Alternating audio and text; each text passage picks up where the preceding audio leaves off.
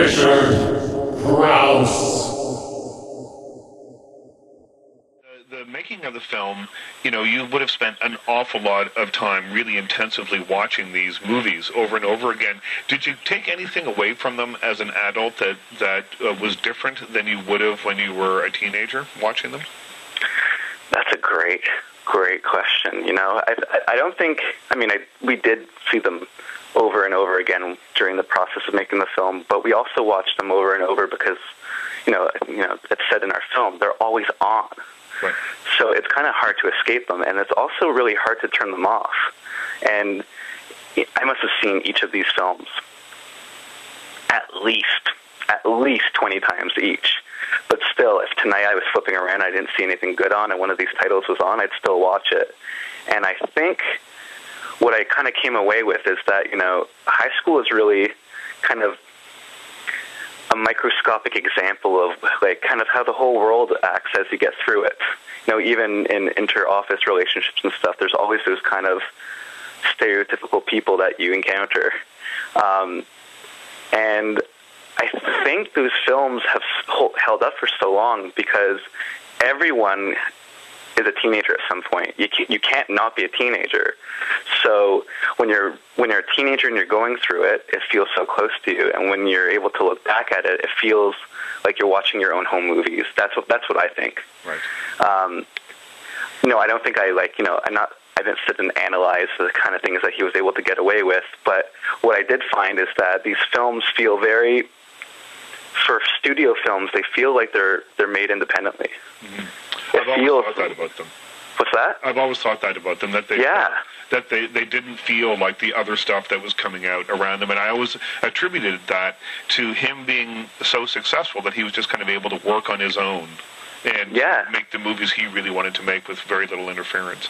Yeah, any movies that even come close to having the same sort of vibe are now all independent movies, and studios don't seem to be able to do it the same way. And I'm sure I know they're looking, but I think at a certain time he was just a go-to man, and they gave him a certain amount of rope, and then at some point he decided to let go of that rope.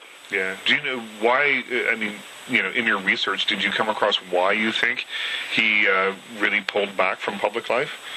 During the course of the film, 3 out of the 4 of us got married, bought a house, and now have a kid.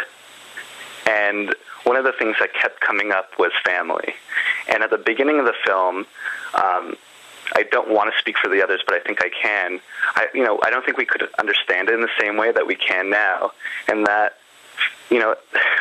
family can and should come first. Right. And I think at some point he was working so much away from his wife, who was his high school girlfriend, and his kids, and he just wanted to be around more. And I think he kept being pulled away by the studios, and at one point I think he just he decided to call it in. And when his calling it in wasn't enough, I think he just said, what, I'd rather be on a picnic than be on a film set. Right.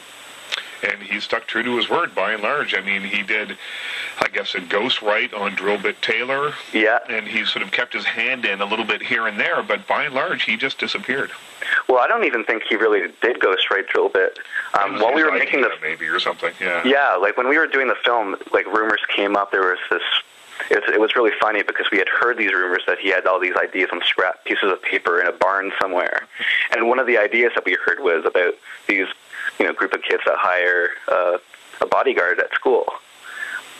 And I think it said care of John Hughes on the little scrap piece of paper. I think that's his extent of involvement in that movie. Right. Was an idea in someone's drawer that someone optioned in 1991 or something. Right. It was actually really exciting. There was a fan that was following our blog, and in a hockey magazine, there was an interview with him at a Detroit Red Wings and Chicago Blackhawks game. And we were very excited to see that he was out. He was out, and he agreed to do an interview, but it wasn't about the movies. It was about hockey and his Chicago team. Right. But that's the only interview I know since 1991. So. Well, it's very rare, those guys like Johnny Carson did it. I guess John Hughes did it. That step away from public life and just say, that's it, and stay with it. So often people, feel the need to come back and dabble and work a little bit, but these guys actually stuck true to their word. Yeah, exactly. Well, Matt, thanks very much. Thank you very much. Richard Grouse.